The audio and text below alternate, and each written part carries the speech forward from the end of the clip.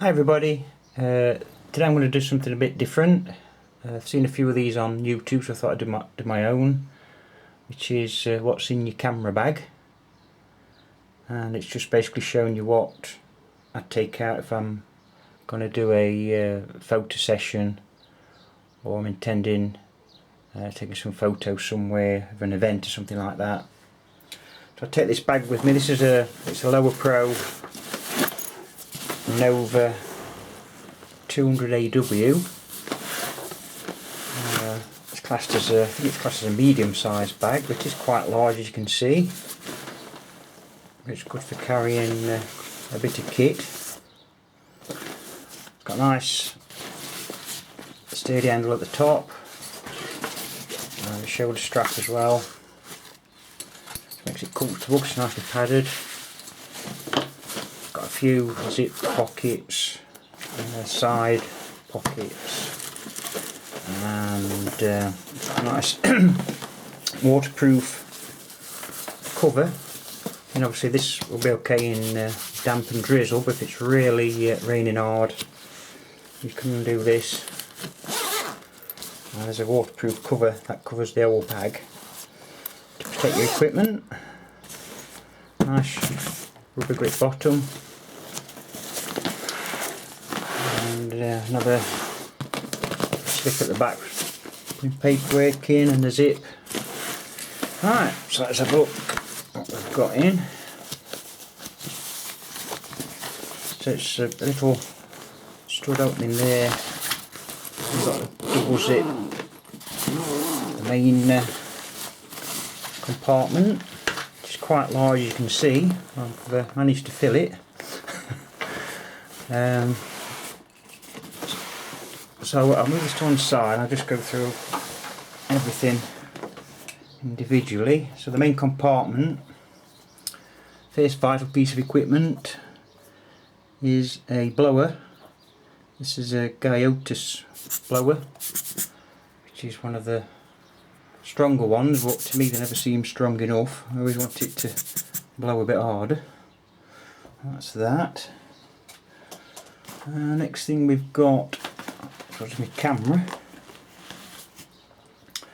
Now my main camera is this D700, which I've only had about a month now. I used to have a D300S before this, which was a great camera. This is very similar control wise, very similar, but obviously it's full frame, and I got it at a really good price on eBay by this company that sells mobiles, etc., and they just must have took this in as a trade-in. They didn't know the shutter count, so they priced it really low. So I looked at the pictures, took a gamble. I thought it looks okay, couldn't see any wear on it. Took a gamble, and when it came, the shutter count was about 3,000 actuations, so I did really well. Very lucky. So that's my main camera, D700, really happy with it. It's only 12 megapixel, in fact the images resolution wise are slightly less than what I got from the 300S, but what it's brilliant for is high ISO noise, or lack of it I should say. Very pleased with that. It's really good, and it still holds the colours and contrast at high ISO as well. I like the fact that when you use a 50mm lens on this, it is a 50mm lens, whereas obviously on DX, because of the crop factor, you get the magnification. A couple of things which surprised me about it: I didn't actually know it had a built-in flash, which is unusual I think for a pro body. And the other thing was, a disappointment, was the viewfinder only gives you 95% of the actual sensor area rather than 100%, which again I think odd, which is odd for a full frame pro body. But yeah, very nice camera. Suits my hands now. I've not got small or extra large hands, but I can grip it and keep my fingers without dropping over the bottom of the body. As you can see, this is It's a Nikon AFS 24-85 3.5 G lens, and this is my only actually G lens I've got. G lens standard for gelded, which means it doesn't have an aperture ring. Excuse me. And the reason for that is mainly because I've got, you know, if you watch my other videos, I've got quite a few film cameras, and this lens isn't really suitable for the older film cameras. There's the other lenses I've got are, but this I would say is my standard lens. If I was just taking the camera and one lens, I suppose this would be it, because it's very versatile. Nice range, 24 wide to 85, which is a short telephoto. Focuses down to 0.38 meters. Image quality excellent. You've got VR, and again with the ISO capability of this camera, I can take 50th of a second shots indoors. Very good. So it's a nice lens this. Always fit filters to my lenses. Try and fit Nikon filters, but this one's a Hoya Pro Digital. What is it? A UV filter. This one. Just put down on haze. So that's my main camera. The next thing I'll show you, which is my backup camera. I'm not a professional, just an amateur photographer, but it's nice to have a backup camera, and if you want to have a backup camera, have a film camera. I've got quite a few. You've not seen this one before. This is my F100, which is a nice compact body. So I've got film in it now, and the beauty about this is it will use all the same lenses as the D700, works with VR, and the control layout again very similar to the 300 and the D700. Very similar control buttons, so I can pick this up and use it quite well after using the D700, and it doesn't feel much different. It's only when you start taking pictures and you hear the film winding on that you realise it's a film camera. So that's my backup body, an F100. Back to one side. Next, my standard 50mm, which is an AFD lens, 1.4. Again, D lens because it's got an aperture ring, which is useful for using with my old film cameras. And so you can use this with any AI compatible camera, right back to the F2 if you've got a DP11 or DP12 finder. Nice lens, a bit soft, wide open at 1.4, but excellent for low light. And again with the D700, you hardly need a flash even indoors. And this is a lens I use a lot if I'm just going out somewhere local, maybe just to a pub or something, and the grandson's in. I can take some pictures of him indoors without a flash. And very good quality lens. As I say, from F2 onwards it's very sharp. Next we've got a flash. This is a SB800, which will work with my D700 right down to me earlier cameras as well, my F4 to work with, and it's very suitable for my lens which I've got fitted to the D700 because it's a zoom flash and the range is 24-85, which is obviously a perfect match for the AFS lens I've got. Very nice. It's nice that you can use this off camera as well easily without a cable. You can fire it remotely from the D700, so it just gives you more options. Nice bounce, swivel head, and you've got a diffuser for wider angle lens. and a little bounce card here, which if I'm bouncing it off the ceiling, I have that up as well for putting a bit more light on the subject and getting some catch light in the eyes. Ideal for that. So what else have we got? So next, another lens is my 60mm AFD lens. Again, you notice it's an AFD lens, which will work with my old cameras like my F3, F4 and my FE, FA. Obviously you don't get autofocus, but lovely lens, nice and sharp, focuses ridiculously short. It don't sound that low actually when you look at the lens thing. It says in the window here just below 1 foot, which you think, oh, a foot isn't very close, but obviously that's the distance from the subject to the sensor or film plane. f2.8 maximum aperture. Again, I wouldn't use it as a standard lens for anything, but it's very nice when you want to get close up to something. And I've got this adapter ring fitted when I fit the flash to it, which I'll show you in a moment. It's another nice sharp lens. Next, if I'm going wider, I would love the 2.8 14-24 Nikon, but that's not going to happen. So I've got this Sigma 15-30 lens, which is DG, so it's for full frame, but to work on DX as well. Again, it's an AFD, so it's got an aperture ring. I can use this on my F3. The hood or cap is in one as such, comes off, and you need to use it like that on full frame. If using DX, you can actually leave the hood on and just take the cap off.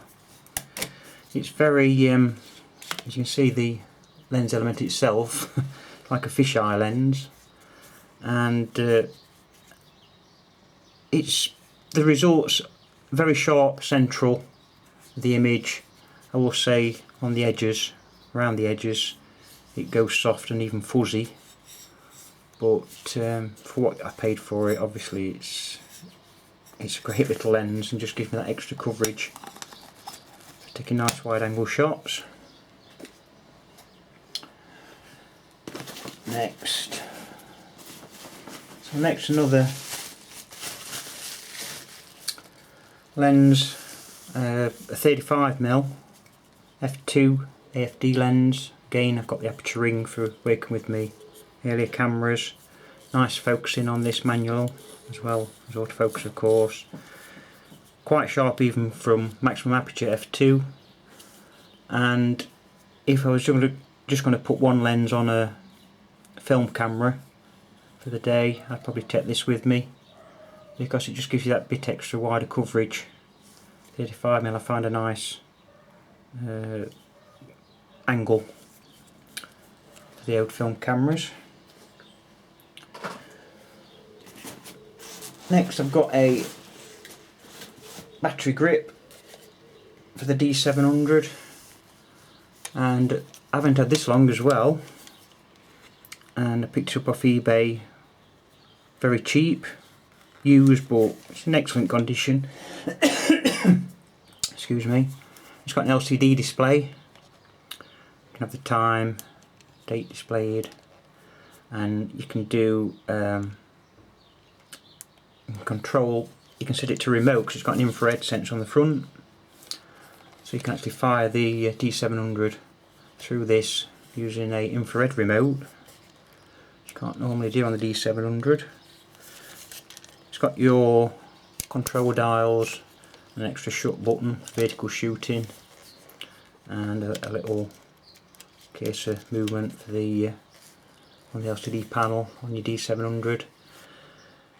It's got two battery holders, one for a standard battery, and I've got the AA one, which takes a massive 8 AAs.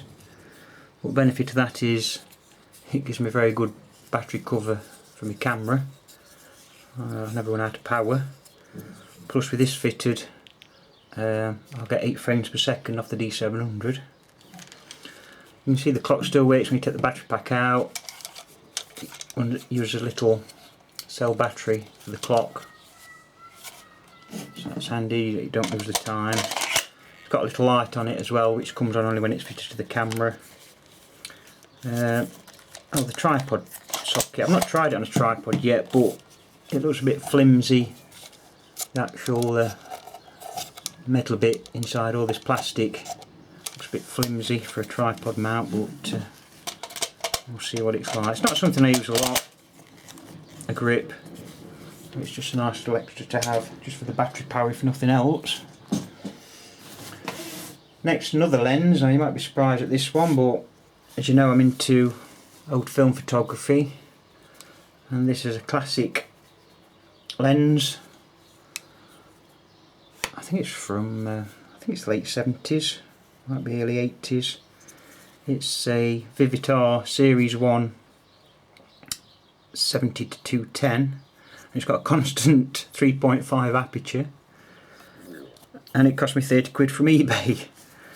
It's AI mount, but it'll work with the D700 if you set the CPU lens data. It's a lovely, the weight of it is amazing, solidly built. This is the, that's right, it's the Kieron version, which you can tell by the serial number. It's the first one actually, series of this, which are the early ones are the better ones, the later ones are not so good. But this again, it's quite sharp, even wide open. It's a little bit soft, but it's, if you stop down 5.6 to 8 f8, very sharp, cheap little lens. I say I don't use telephotos a lot, so for me it's ideal. Does everything I need it to do. And again, to work with all my cameras. In fact, this one actually will work on my F camera because it's got a rabbit's ears notch, and to work on my F2 as well, because my F2's got a DP1 finder. And what else we got? Last thing in the main compartment is an SB29S ring flash, which is for using with the 60mm macro lens. It's not brilliant on the D700 actually, because you can't set it to TTL. You've got to use manual modes and experiment. You can look at all these on the back, but it's basically a thing of try a shot and readjust and try again basically. It mounts on the top of the camera if you want it to, like that, or this removes and then fits on the front of the lens on that adapter which I showed you when you're doing close-up work. But you can use it like that just to give you a nice little soft light for something not too close, maybe a close-up portrait or something. Could use it like that. Battery seems to last forever because it's very low output, and you can adjust which lights up and at what density, etc. Okay, works okay with the macro lens and that. Right, that's the main unit. What else have I got? That's empty now, you can see. I'll show you what I've got in the zip things at the top. One of the zips actually broke, but always carry a spare battery. So here I've got a standard ENEL3E, the D700, and I'm not sure you, I've got 4 AAs in there as well, extra for flash. Normally in the flash I keep rechargeables, by the way, because they can get through quite a few batteries. And also in this zip compartment here, to go along with my blower brush, I've got a lens Pen Dslr Pro Kit. You've got 3 different sizes. You know, these are like carbon tipped and the micro ones for your viewfinder, etc., things like that. You've got a filter one designed for cleaning your filters, and the actual lens glass one.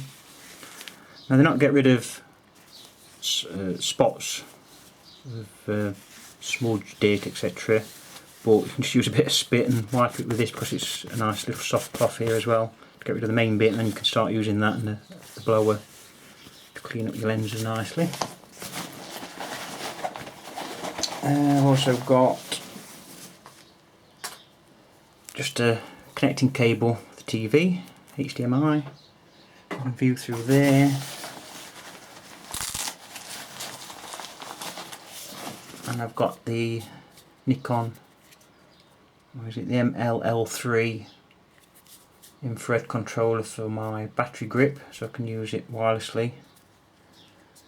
That works okay. Zip at the front of the bag. I've got the stand for the SB800, so if I'm using it off camera and I don't take over the flash, I can just stand it on a table on that and fire it remotely.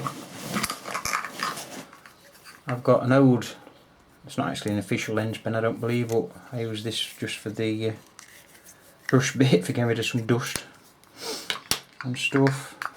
Spare body cap and rear lens cap, which we always have I believe. And then we've got two filters. I don't carry a lot of filters, these are just 52mm, which will work on my 35 and my 50mm lenses. I've got a polarising filter, which can be handy when you're trying to get rid of reflections on car shots and things like that. And I've got my nice case, I should say, early Nikon case filter. This is a close-up number 2 Nikon. This case actually, it came with a close-up number 1, but this one's just a bit more magnification. It's basically a close-up lens for the, again, for the 50 or 35mm, just to get a bit closer if I need to. I mean, the 35mm focuses down to about 1/4 of a metre, which is quite short anyway, but the 50mm only focuses down to just less than 1/2 metre. The only other things I've got is in the side pocket, nice large microfiber cloth, always wiping something or other. And then in the side pocket got the front diffuser for the SB800 if you want it softer, especially if it's direct flashlight. What else have I got? Oh. And finally a cabled remote. So obviously the downside of the infrared one is you can only use it if you're in front of the camera, which is okay for selfies, etc. But this is good if you want to put it on a tripod or something and get behind your camera. Use it remotely with that cable. So there you go, that's everything I keep in my bag. Just thought I'd do it for a change. Hope you find interesting, and I hope to do another video soon. Catch you later.